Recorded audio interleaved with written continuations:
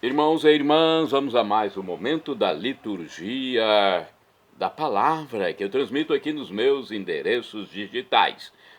Paulo Roberto Maciel 6 barra, Paulo Roberto Maciel 7919, endereço geral Paulo Roberto Maciel para ir também ao blog e Instagram. Liturgia referente ao dia 18 de junho de 2026, quinta-feira, 11ª semana do Tempo Comum, no ano litúrgico A na Igreja Católica Apostólica Romana. A cor dos paramentos litúrgicos é verde, conforme eu estou simbolizando com este lenço no pescoço. No rito temos a missa à escolha. Eu sou leitor e animador litúrgico na Igreja Central, em Colatina. Vamos à primeira leitura. A primeira leitura é do livro do Eclesiástico, capítulo 48, versículos do 1 ao 15. O profeta Elias surgiu como um fogo e sua palavra queimava como uma tocha. Fez vir a fome sobre eles, e no seu zelo reduziu-os a pouca gente. Pela palavra do Senhor, fechou o céu, e de lá fez cair fogo por 3 vezes. Ó Elias, como te tornaste glorioso por teus prodígios! Quem poderia gloriar-se de ser semelhante a ti? Tu que levantaste um homem da morte e dos abismos, pela palavra do Senhor. Tu que precipitaste reis na ruína e fizeste cair do leito homens ilustres. Tu que ouviste censuras no Sinai e decretos de vingança no Horebe, tu ungiste reis para tirar vingança e profetas para te sucederem. Tu foste arrebatado num turbilhão de fogo, um carro de cavalos também de fogo. Tu, nas ameaças para os tempos futuros, foste designado para acalmar a ira do Senhor antes do furor, para reconduzir o coração do pai ao filho, restabelecer as tribos de Jacó. Felizes os que te viram e os que adormeceram na tua amizade. Nós também com certeza viveremos, mas após a morte não será tal o nosso nome. Apenas Elias foi envolvido no turbilhão. Eliseu ficou repleto do seu espírito. Durante a vida não temeu príncipe algum e ninguém o superou em poder. Nada havia acima de suas forças. E até já morto, seu corpo profetizou. Durante a vida realizou prodígios e mesmo na morte suas obras foram maravilhosas. Palavra do Senhor, graças a Deus. Agora vamos ao Salmo responsorial. É o Salmo número 96 na Vulgata ou 97 na Bíblia de Jerusalém. Os versículos 1º ao 2º, 3º ao 4º, 5º ao 6º, 7º, refrão 12a. Ó justos, alegrai-vos no Senhor. Repitamos. Ó justos, alegrai-vos no Senhor. Deus é rei, exulte a terra de alegria, e as ilhas numerosas rejubilem. Treva e nuvem o rodeiam no seu trono, que se apoia na justiça e no direito. Ó justos, alegrai-vos no Senhor. Vai um fogo caminhando à sua frente e devora ao redor seus inimigos. Seus relâmpagos clareiam toda a terra ao contemplá-los estremece. Ó justos, alegrai-vos no Senhor. As montanhas se derretem como cera ante a face do Senhor de toda a terra. E assim proclama o céu sua justiça. Todos os povos podem ver a sua glória. Ó justos, alegrai-vos no Senhor. Os que adoram as estátuas se envergonham, e os que põem a sua glória nos seus ídolos, aos pés de Deus, vêm prostrar-se todos os deuses. Ó justos, alegrai-vos no Senhor. Repitamos. Ó justos, alegrai-vos no Senhor. Vamos ao Evangelho, agora escrito por São Mateus, capítulo 6, versículos do 7 ao 15. Aleluia, aleluia. Aleluia, aleluia. Aleluia, aleluia, aleluia. Aleluia, aleluia, aleluia, aleluia. Recebestes um espírito de adoção, no qual clamamos Abba, Pai. No qual clamamos Abba, Pai. Aleluia, aleluia. Aleluia, aleluia, aleluia, aleluia, aleluia, aleluia, aleluia, aleluia, aleluia. O Senhor esteja convosco, Ele está no meio de nós. Proclamação do Evangelho de Jesus Cristo segundo São Mateus. Glória a vós, Senhor. Pelo sinal da Santa Cruz, purificai, Senhor, minha mente, meus lábios e meu coração, para acolher vossas palavras e que elas produzam frutos na minha vida. Naquele tempo, disse Jesus aos seus discípulos: quando orardes, não useis muitas palavras, como fazem os pagãos. Eles pensam que serão ouvidos por força das muitas palavras. Não sejais como eles, pois vosso Pai sabe do que precisais, muito antes que vós o peçais. Vós deveis rezar assim: Pai nosso, que estais nos céus, santificado seja o vosso nome. Venha o teu reino, seja feita a tua vontade, assim na terra como nos céus. O pão nosso de cada dia nos dai hoje. Perdoai-nos as nossas ofensas, assim como nós perdoamos a quem nos tem ofendido. E não nos deixes cair em tentação, mas livra-nos do mal.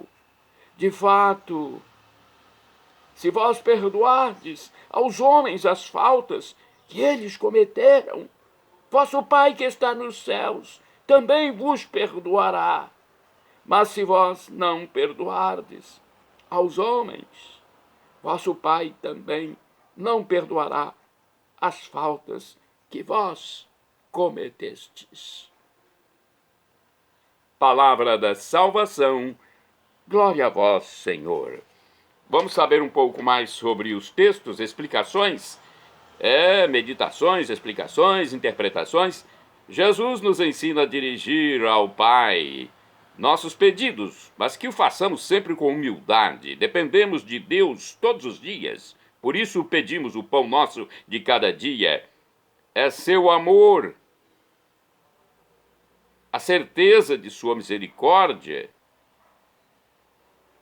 que nos faz viver com fidelidade. Somos frágeis, volúveis. Resta-nos nos entregar confiantes nas mãos do Senhor. E devemos rezar como Jesus ensinou. O Pai Nosso é a oração oficial. A ideia de Jesus é clara. O mais importante na oração não é falar. Deus conhece nossas necessidades, não precisa ser convencido a nos ajudar. Na oração, com palavras ou sem palavras, o importante é a nossa atitude diante do Senhor. Amor, confiança, aceitação de nossa dependência. As palavras são úteis, se ajudam a nos colocar assim diante dele. Temos de orar sempre para estarmos sempre nessa atitude. Aqui no livro Dia a Dia com o Evangelho temos uma explicação do texto de Mateus capítulo 6, versículos do 7 ao 15. Não são as rezas recheadas de palavras que comovem o coração de Deus. Isso, aliás, o aborrece, pois ele conhece em profundidade a nossa vida e nossas necessidades.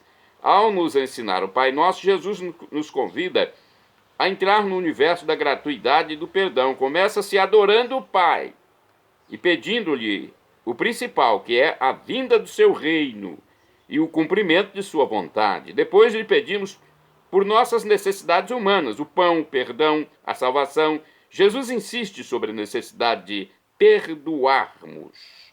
Deus nos dá o seu perdão, desde que nós perdoemos. A palavra Pai ilumina toda a oração do Senhor. É a palavra que brotava da profundidade infinita do coração do Filho e aflora nos lábios dos novos filhos de Deus, que precisam esquecer-se de si mesmos e buscar unicamente o Pai e seu reino. O livro Palavra e Vida também tem uma explicação sobre Mateus 6, versículos do 7º até o 15. Existem muitos livros sobre oração. Dão-se muitos cursos para ensinar a orar, mas no Evangelho de hoje está o núcleo do ensinamento de Jesus sobre o tema. Simples e breve. Dá exemplo e não cai no palavrório, na verborragia, digamos assim. A oração que ensinou aos seus discípulos e a nós é simples, breve, facilmente compreensível para os mais inteligentes e para os menos preparados, para ricos e para pobres. Porque Deus é Pai de todos e a todos atende. E o mesmo perdão que nos oferece, Ele quer que o ofereçamos aos outros para ser aprovado no curso, entre aspas. É simples, basta colocar mãos à obra e orar todos os dias para estarmos em sintonia com Deus. Jesus Cristo é Deus. Vamos aos santos do dia, porque eles tiveram essa compreensão. São Leôncio Soldado é santo do dia 18 de junho. Ele morreu no século IV. Foi um soldado que obteve em Trípoli, no Líbano, a palma do martírio por causa das terríveis torturas sofridas na prisão. Santos do dia 18 de junho, São Ciríaco e Santa Paula, mártires do século VI, foram lapidados na África, no continente africano, durante a perseguição do imperador Diocleciano. Santo do dia 18 de junho é Santo Amando, bispo do século V, foi bispo de Bordeaux, na França, instruiu na doutrina cristã e batizou São Paulino de Nola. São Calógero é santo do dia 18 de junho, foi um eremita do século V, viveu como anacoreta, um monge, nas proximidades de Sciacca, na Itália. São Gregório de Barbarigo é santo do dia 18 de junho. Ele foi bispo e morreu em 1697. Generoso com todos e severo consigo mesmo, empenhou-se na formação do clero, ensinou o catecismo às crianças e abriu várias escolas na sua diocese de Pádua, na Itália. Santa Isabel Virgem é do dia 18 de junho, santa que morreu em 1164. Isabel foi superiora do mosteiro beneditino de Schönau, na Alemanha. Beata do dia 18 de junho é a bem-aventurada Rossana Andreasi, virgem, morreu em 1505. Foi uma religiosa dominicana de Mantua, na Itália, que conseguiu unir com sabedoria a contemplação das coisas divinas com os trabalhos e o exercício das boas obras. Santa do dia 18 de junho é Santa Marina da Bitínia, ou de Bitínia. De acordo com o site do Vaticano, para seus cabelos compridos, bastava uma tesoura, o saio longo e a penumbra cavernosa em que vivia.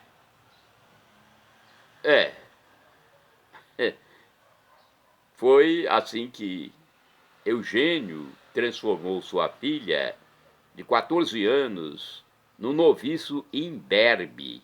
Olha que história. E juntos partiram para o cenóbio de Canobim, na Síria, um lugar de oração escondido entre cavernas escavadas na rocha.